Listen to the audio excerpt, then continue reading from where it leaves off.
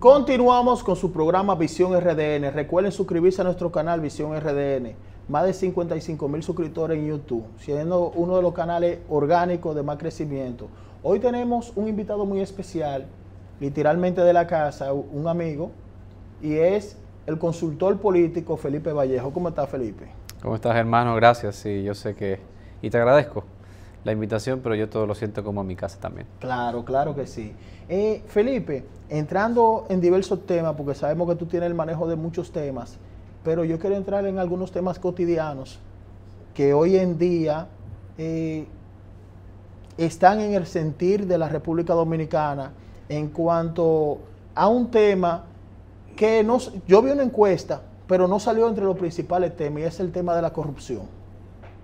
Claro, con relación a, me imagino que con la encuesta de esta semana, creo que Sí. mediados de semana salió una encuesta donde incluso decía que Luis Abinader se reelegía cómodo en primera vuelta. Sí. Entonces hubo gente que tomó algunas partes de la encuesta y la celebraron y la otra la descalificaron. Sí. Si vas a validar una parte de la encuesta, tienes que validarla completa. Y ahí yo siempre he sostenido que así como en el 2020 el proceso electoral fue definido por la corrupción, porque imagínate, venimos de un periodo, del cuarto periodo consecutivo del PLD, eran 16 años consecutivos en el poder, Sí. 20 en total de los últimos 24. Entonces venía un desgaste natural y luego entonces estalló el caso de Brecht entre el año 2016 y 2017. Y ahí entonces la corrupción fue el tema central a nivel global, como lo es hoy el tema de la inflación. Sí. Entonces, en aquel momento estalla el caso de Brecht y las manos del gobierno, o por lo menos del PLD, no estaban totalmente claras a ojos de la opinión pública. Y por eso es que decimos que la corrupción definió el proceso electoral del 2020. Pero ahora, midiendo la temperatura del momento, porque una encuesta es un termómetro de un momento específico. Correcto. La corrupción no es prioridad para la sociedad dominicana, ni en su casa, ni a la consideración de esas personas para el resto de la sociedad.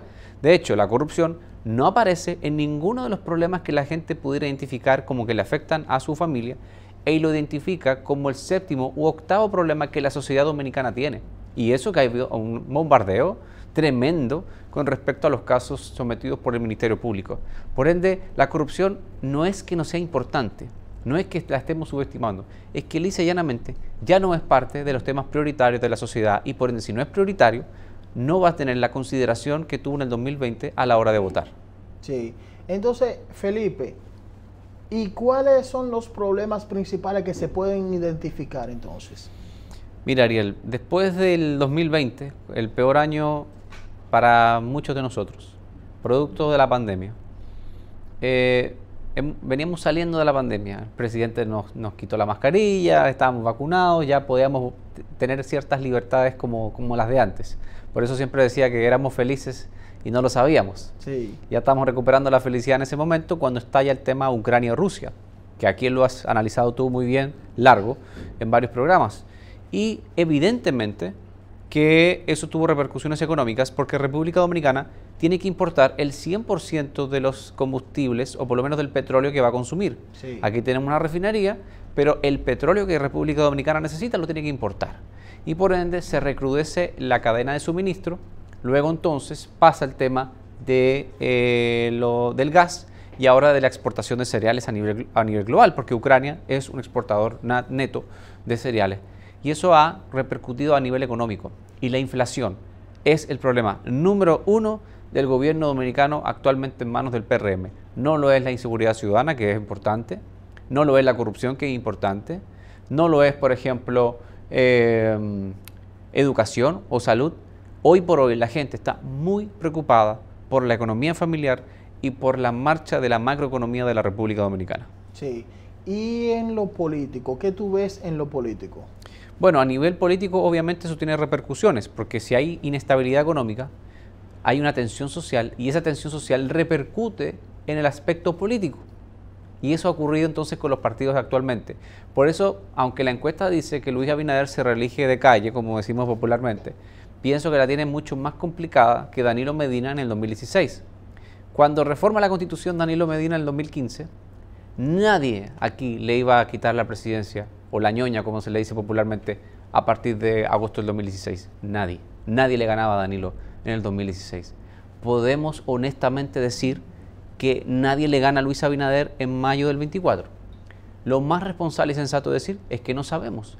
No sabemos cómo va a llegar la economía dominicana a mayo del 24 y por ende no sabemos si Luis Abinader se va a reelegir cómodamente o va a tener que echar el pleito en una segunda vuelta, eventual segunda vuelta. Por ende creo que a nivel político va a estar muy supeditado a la marcha de la economía, tanto a nivel macroeconómico y por supuesto con las repercusiones locales, porque si a la gente le pones la comida cara, si a la gente le pones los combustibles caros, si a la gente le pones desabastecimiento o ocurre desabastecimiento, créeme cuando te digo, Ariel, que eso es una bomba de tiempo que finalmente va a recaer la responsabilidad en quien tenga las riendas del Estado y hoy por hoy es el PRM.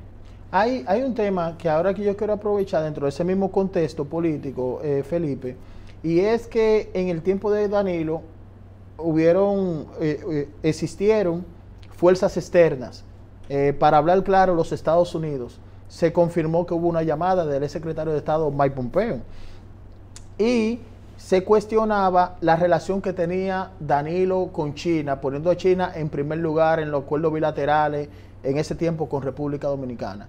Luis Abinader llega al poder, China pasa a una segunda fase. Danilo había roto relaciones con Taiwán, se están volviendo a recomponer un poco las relaciones con Taiwán y los Estados Unidos tienen una relación directa con Luis Abinader. ¿En qué influye los Estados Unidos en cuanto al poder político en República Dominicana? Siempre ha influido, siempre. Desde aquella vez yo siempre he dicho que en muchos sentidos Estados Unidos nunca abandonó territorio dominicano cuando lo invadió por última vez hace poco más de 100 años.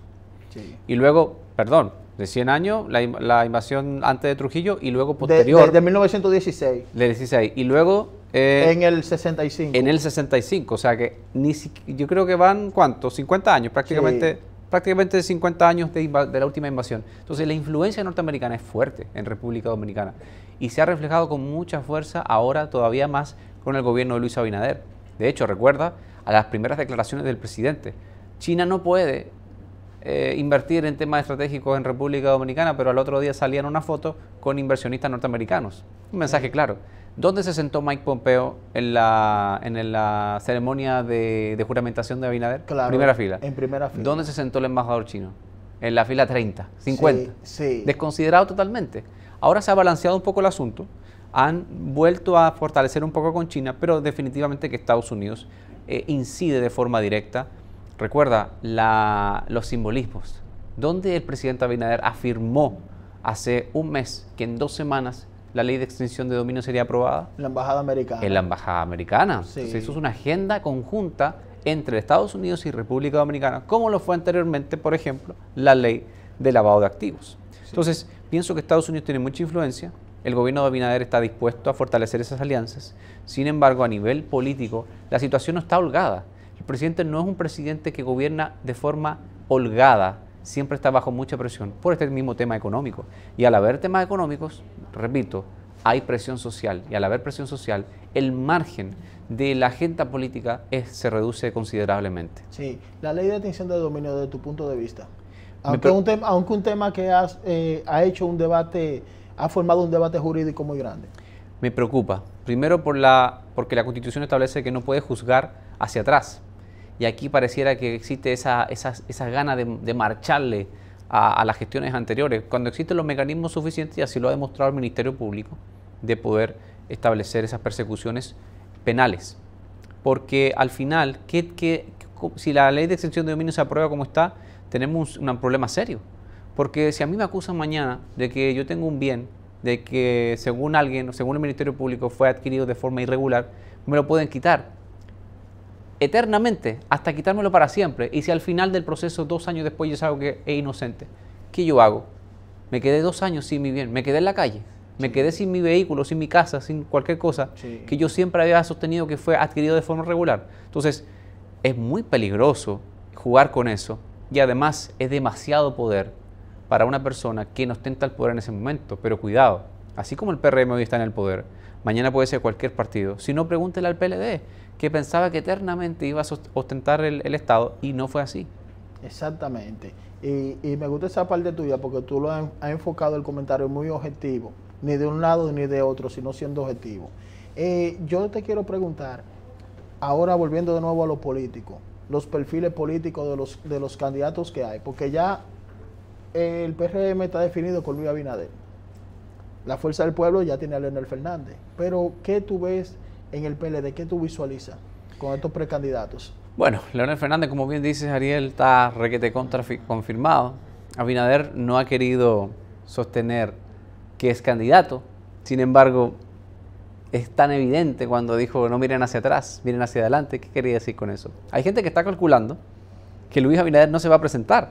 Yo veo analistas, amigos, en medios de comunicación que dicen Luis Abinader no se presenta en el 24. Hay una regla fundamental no escrita. El poder no se cede. El poder no se cede. Entonces Abinader está habilitado. No tiene que pasar por una reforma. No, ¿tú de verdad crees que aún en una situación difícil él va a dejar la silla presidencial? No. Jamás en la vida. Él va a morir con las botas puestas el día de las elecciones si es necesario. O sea, o pierde o gane, pero con las botas puestas. Te lo firmo. Y en tercer lugar tenemos al PLD. Y el PLD ha hecho lo correcto.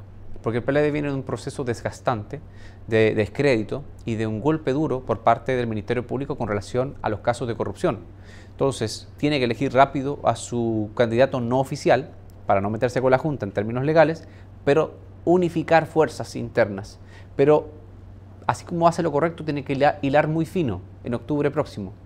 Porque si una de las fuerzas que está convencidísima de que va a ganar las elecciones internas y no las gana, pues entonces va a haber un problema serio y podría haber una nueva división. Hoy por hoy, lo que el PLD tiene que evitar a toda costa es dividirse una vez más, porque ese sí sería el final del PLD y ahí entraríamos en un sistema bipartidista. Fuerza del Pueblo, PRM. Sí, Felipe, tú sabes que tenemos un amigo en común que el tiempo. Que un dictador. Un dictador, pero tú sabes que ese asiento es tuyo. Yo te quería preguntar ya en estos minutitos finales, ¿qué tú visualizas sobre el caso Medusa? El caso Medusa es un caso sin precedentes. Ya es llamativo que tenga 12.000 páginas. La verdad que va a tardar meses o quizás años en terminar el proceso preliminar. Incluso hay gente muy entendida como el doctor Subero Isa, que ha hablado hasta de 10 o 15 años para tener sentencias. Wow. O sea, cuando tú llegas a tener una sentencia, ya la gente que pasó 15 años presa va para afuera, va libre, porque ya habrá cumplido un proceso. Entonces, este será un proceso largo. La gente tiene que entender que así como que enciende la llama mediática de los detalles que aparecen en el expediente, ahora entramos en un proceso de adormecimiento del proceso preliminar y probablemente esto caiga en un proceso de fondo, pero eso puede tardar años, Ariel, porque va a ser complejo desde el punto de vista logístico, va a ser complejo desde el punto de vista procesal y por supuesto va a ser muy complejo desde el punto de vista de lograr una sentencia, porque muy probablemente los acusados quieran incidentar el proceso, están en su derecho, para alargar esto lo más posible y en ese trayecto pues lograr una sentencia reducida, prisión domiciliaria, libertad condicional y demás, porque esto va para largo y eso es lo que la gente tiene que entender. Probablemente tengamos un segundo mandato de Abinader o no, y todavía no habremos tenido una sentencia final de este caso sin precedentes. O sea que por este tiempo lo que se visualiza es que como el principal juzgado que es el procurador Jean Alain Rodríguez, no se espera en lo inmediato una sentencia. Probablemente no, eso va para largo y el que se tiene que preparar ahí obviamente es Jean Alain, que está sindicado actualmente como una de las cabezas. Me parece que va a pasar un tiempo largo en prisión y luego entonces ya tendremos una sentencia definitiva. Sí, Felipe, muchas gracias. Gracias a ti, hermano. Sí, sigan a Felipe Vallejo en sus redes como Felipe Vallejo. Señores, vamos a una pausa y regresamos. Muchas gracias, Felipe.